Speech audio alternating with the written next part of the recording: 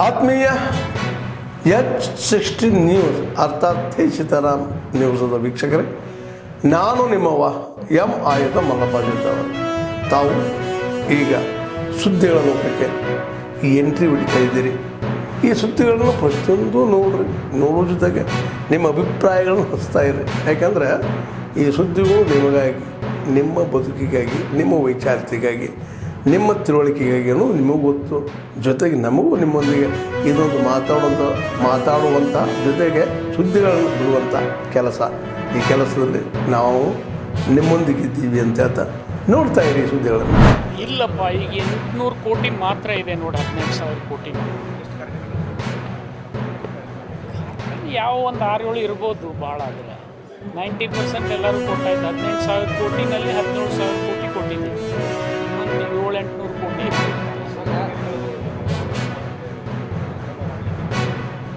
ಹೊಸ ಕಾರ್ಖಾನೆಗಳು ಬರ್ತಾ ಇರ್ತಾವೆ. ಅವು ಕಾನೂನು ನೋಡಿ ಕೊಡಬೇಕಾಗ್ತದೆ. ಕಿಲೋಮೀಟ್ರ್ ಡಿಸ್ಟೆನ್ಸು, ಹಬ್ ಏರಿಯಾ, ಮತ್ತು ಅವರು ಇವರು ಅನ್ಹೆಲ್ದಿ ಕಾಂಪಿಟೇಷನ್ ಮಾಡಿ 300 ಕೋಟಿ ಹಾಕಿ ಬ್ಯಾಂಕ್ರಪ್ಟ್ ಆಗಬಾರ್ದು. ಎಲ್ಲ ನೋಡಿ ಕೊಡ್ತೀವಿ, ಸಲ್ಲಿಸ್ತಾ ಇರ್ತಾರೆ. ಅವು 10-20 ಇದ್ದೇ ಇರ್ತಾವೆ ಹೊಸ ಏರಿಯಾದಲ್ಲಿ. ಬಟ್ IM ತೊಗೊಂಡವ್ರು ಯಾರೂ ಕಾರ್ಖಾನೆ ಮಾಡೋದಿಲ್ಲ. 10 ವರ್ಷ ಕಾರ್ಖಾನೆ ಮಾಡಿಲ್ಲ. ಅಂಥವ್ರಿಗೆ ಕೊಡಬೇಕಂತೇನು ಮ್ಯಾಂಡೇಟ್ರಿ ಇಲ್ಲ. ಕ್ಯಾನ್ಸಲ್ಲು ಮಾಡೋಕ್ಕೆ ಅವಕಾಶ ಇದೆ, ಮಾಡಬೇಕಾಗ್ತದೆ. ಈಗ ಆರಂಭದಾಗಿದ್ದವ್ರು ಒಂದು 2-3 ಮಂದಿ ಮಾಡಿದ್ರಲ್ಲಿ. ಈ ಸರ್ತಿ ಮೆಲ್ಬೋರ್ನವ್ರು ಮಾಡಿದ್ರು, ಹೊಸ ಕಾರ್ಖಾನೆ ಬಾಗಲಕೋಟೆ ಮೇಲೆ ಬಂತು. ಇಲ್ಲಿ ಬೆಳಗಾವದಲ್ಲಿ 3 ಬಂದವೆ. ಈಗ DB ನಾಮದಾರ್ ಅವ್ರದ್ದು ಒಂದು ಆಯಿತು. ಹಂಗೆ ತಗೋತಾರೆ. ಅದೇನು ಹೊಸ ಬರ್ತಿರ್ತಾವೆ, ಅದನ್ನು ಕೊಡ್ತೀನಿ ಬೇಕಾದ್ರೆ ಡಿಟೇಲ್ ಮಾಹಿತಿ. ಒಳ್ಳೆಯ ಸಿಟಿ, ಆದರೆ ಅದನ್ನು ವೆಲ್ಕಮ್ ಮಾಡ್ತಿರೋದು ನಾವು ಬರೀ ಕಸದಿಂದ.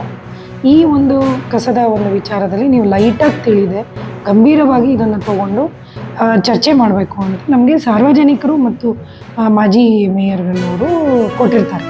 ಇದನ್ನು ನಾವು ಏನು ಗಂಭೀರವಾಗಿ ತೊಗೊಂಡು ಈಗಾಗಲೇ 2 ಮೀಟಿಂಗ್ ಮಾಡಿದ್ವಿ. ಇವತ್ತು ನಮ್ಮ ಪೂಜ್ಯ ಮಹಾಪೌರರ ಒಂದು ಅಧ್ಯಕ್ಷತೆಯಲ್ಲೂ ನಾವು ಇವತ್ತು ಮಾಡಿರ್ತೀವಿ. ಒಂದು 8ರಿಂದ 9 ಪಂಚಾಯಿತಿಯವರು, ಆಮೇಲೆ ನಮಗೆ ಏರ್ಪೋರ್ಟ್ ಅಥಾರಿಟಿಯವರು, ಸಾಂಬ್ರಾ ಪಂಚಾಯಿತಿಯವರು ಎಲ್ಲರೂ ಸಹಿತ ನಾವು ಕರೆದಂಥ ಸಂದರ್ಭದಲ್ಲಿ, ಮತ್ತು ಮಚ್ಚೆ ಪೀರನ್ವಾಡಿ ಚೀಫ್ ಆಫೀಸರ್ಸು ಬಂದಿರ್ತಾರೆ, ಮತ್ತು ದನಗಳ ಒಂದು ಓನರ್ಗಳನ್ನು ಸಹಿತ ನಾವು ಕರೆಸಿರ್ತೀವಿ. ಇದು ಜ್ವಲಂತ ಸಮಸ್ಯೆ ಏನಾಗಿದೆ ನಮ್ಮ ನಗರದಲ್ಲಿ ಅಂದರೆ, ಪ್ಲಾಸ್ಟಿಕ್ ಯೂಸ್ ಮಾಡಿ ಆಚೆಗಡೆ ಥ್ರೋ ಮಾಡ್ತಿದ್ದಾರೆ. ಆ ಥ್ರೋ ಮಾಡ್ತಿರೋರು ಯಾರು ಅನ್ನೋದಕ್ಕೆ ನಾವು ವಿಶೇಷವಾಗಿ ತಂಡಗಳನ್ನ ಮಾಡಿ ರಾತ್ರಿ ಅದಕ್ಕೆ ದಂಡಗಳನ್ನ ಹಾಕಿ ಎಲ್ಲ ಮಾಡ್ತಿದ್ದೀವಿ. ಆದರೂ ಕೆಲವು ಮಂದಿ ಹಾಕೋದ್ರಿಂದ ಗಾರ್ಬೇಜು ಆಕಳುಗಳು ಅದನ್ನು ತಿನ್ನುವಂಥ ಒಂದು ಎಷ್ಟೋ ಗಂಭೀರವಾದ ಒಂದು ಪರಿಸ್ಥಿತಿ ಬಂದಿದೆ. ಹಾಗಾಗಿ ನೀವು ಅದನ್ನು ಆಚೆಗಡೆ ಬಿಡದೆ ಬೇರೆ NGOಗಳಿಗೆ ಫಾಡರ್ಗಳನ್ನ ತೊಗೊಂಡು ನೀವು ನಿಮ್ಮ ಮನೆ ಹತ್ರ ಅಥವಾ ಬೇರೆ ಬೇರೆ ಖಾಲಿ ಜಾಗದಲ್ಲಿ ಗ್ರೇಸ್ ಮಾಡಿಸ್ಕೊಳ್ಳಿ, ಮೇಯಕ್ಕೆ ಬಿಡಿ ಅಂತಂತೇಳಿ ನಗರದಲ್ಲಿ ಒಳಗಡೆ ದನಗಳು ಬರ್ದೇ ಇರಂಗೆ ನೋಡ್ಕೊಳ್ಳಿ ಅಂತ ಓನರ್ಸ್ಗೆ ಹೇಳಿದ್ವಿ. ಆಮೇಲೆ ಪಂಚಾಯಿತಿಯವ್ರು ಏನು ಮಾಡ್ತಿದ್ದಾರೆ, ತುರ್ಮುರಿ ನಮ್ಮ ಲ್ಯಾಂಡ್ಫಿಲ್ ಸೈಟಲ್ಲಿ ಏನಿದೆ ಅಲ್ಲಿಗೆ ನಾವು ಅವರ ಒಂದು ಕಡೆಯಿಂದ ನಮಗೆ ಕಸ ವಿಲೇವಾರಿಗೆ ಅಂತ ತರ್ತಾ ಇದ್ದಾರೆ. इवेंट ऑर्गेनाइज होने की खबर मुझे मिला और ये लायंस क्लब की तरफ से गीता का कॉन्टेस्ट हो रहा है. मुख्य उद्देश्य है कि हमारे जो समाज है इसमें अच्छे बच्चों के अंदर अच्छे गुण को विकसित करना है ना. हमें से कितने लोग चाहते हैं कि हमारे जो बच्चे हैं ये अच्छे गुण वाले हों, चरित्र अच्छा हो. तो देखिए, हमें से कोई नहीं चाहेगा कि कोई क्रिमिनल बने, कोई रेपिस्ट बने, कोई चोर बने, थीफ बने, कोई नहीं चाहेगा. हम चाहेंगे कि उनके अंदर अच्छे गुण डेवलप हों, जैसे कि सहिष्णुता, सत्यता, दया, धर्म अनुशीलनता. ये सब अच्छे गुण कहाँ से डेवलप होंगे? जब हम अच्छे शास्त्रों को, अच्छे विचारों को उनके अंदर देंगे. और हमारे जो वेद हैं, वेदों का सबसे जो सार है भगवद गीता है. तो गीता के माध्यम से अगर हम बच्चों को, जब हम उनको लाभान्वित करेंगे, उनको ज्ञान देंगे, बच्चों का चरित्र निर्माण होगा.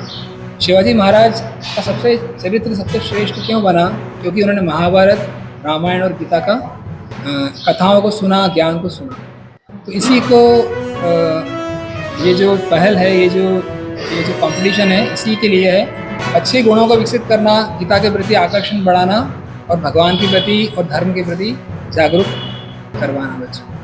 तो ये बहुत ही खुशी का समय है और बहुत ही हर्ष हो रहा है मुझे भी इसमें मेरा। ಪೀಳಿಗೆಗೆ ಅವರಿಗೆ ನಮ್ಮ ಸಂಸ್ಕೃತಿಯ ಬಗ್ಗೆ ಮತ್ತು ಇದರ ಬಗ್ಗೆ ಹೇಳಲಿಕ್ಕೆ ಭಗವದ್ಗೀತೆ ಶ್ಲೋಕ ಕಾಂಪಿಟೇಷನನ್ನು ನಾವು ಮಾಡ್ಕೊಂಡಿದ್ದೇವೆ.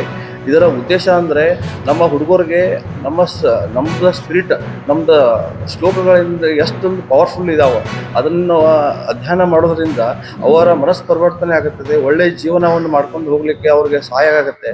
ಅದರಿಂದ ನಮ್ಮ ಸಮಾಜಕ್ಕೆ ಒಳ್ಳೆಯದಾಗುತ್ತದೆ. ಒಳ್ಳೆಯ ದೃಷ್ಟಿಯಿಂದ ಅದನ್ನು ಮಾಡ್ತಾ ಇದ್ದೀವಿ. ಇದಕ್ಕೆ ಎಲ್ಲರ ಪಾಲಕರದ್ದು ಅಷ್ಟೇ ಜವಾಬ್ದಾರಿ ಆಗಿದೆ. ಅವರೂ ತಮ್ಮ ಮಕ್ಕಳಿಗೆ ಈ ಸಂಸ್ಕಾರವನ್ನು ಕೊಡಬೇಕು. ಇದರಿಂದ ಒಳ್ಳೆಯ ಅವರ ಜೀವನ ಪರಿವರ್ತನೆ ಆಗುತ್ತೆ ಅಂತ ಹೇಳಲಿಕ್ಕೆ ಅದನ್ನು ನಾನು ಪ್ರಯತ್ನ ಮಾಡ್ತೀನಿ. ಈ ಕಾರ್ಯಕ್ರಮ ಇದು ಇವತ್ತು ಒಂದೇ ದಿವಸ ಅಲ್ಲ, ಇದು ಒಂದೇ ಸ್ಟಾಲ್ ಅಲ್ಲ, ಇದು ಪ್ರತಿ ವರ್ಷ ನಾವು ಈ ಥರ ಮಾಡಬೇಕು. ಮತ್ತು ಪ್ರತಿಯೊಂದು ದೇವಸ್ಥಾನದಲ್ಲಿ ನಾವು ಈ ಕಾರ್ಯಕ್ರಮವನ್ನು ನಾವು ದೇವಸ್ಥಾನದಲ್ಲಿ ಮಾಡಬೇಕಂತ ಪ್ರಯತ್ನ ಮಾಡಿದ್ದೀವಿ. ಯಾಕಂದರೆ ನನಗೂ ಬೇರೆ ದೊಡ್ಡ ಹಾಲ್ನಲ್ಲಿ ಮಾಡ್ಬೋದಾಗಿತ್ತು, ಆದರೆ ಅದು ಅಷ್ಟೊಂದು ಮಹತ್ವದ ಆಗಲ್ಲ. ಯಾಕಂದರೆ ನಾವು ಪ್ರತಿಯೊಂದು ನಮ್ಮ ಈಗಿನ ಹೊಸ ಪೀಳಿಗೆ ದೇವಸ್ಥಾನಕ್ಕೆ ಬರೋದಿಲ್ಲ. ಅವರು ಎಲ್ಲರೂ ದೇವಸ್ಥಾನಕ್ಕೆ ಬಂದು ತಮ್ಮ ಉದ್ದೇಶ, ಇದನ್ನು ಒಂದು ತಿಳ್ಕೊಳ್ಳಿಕ್ಕೆ, ನಮ್ಮ ಸಂಸ್ಕೃತಿಯನ್ನು ತಿಳ್ಕೊಬೇಕಾದ್ರೆ ದೇವಸ್ಥಾನಕ್ಕೆ ಬರಬೇಕು.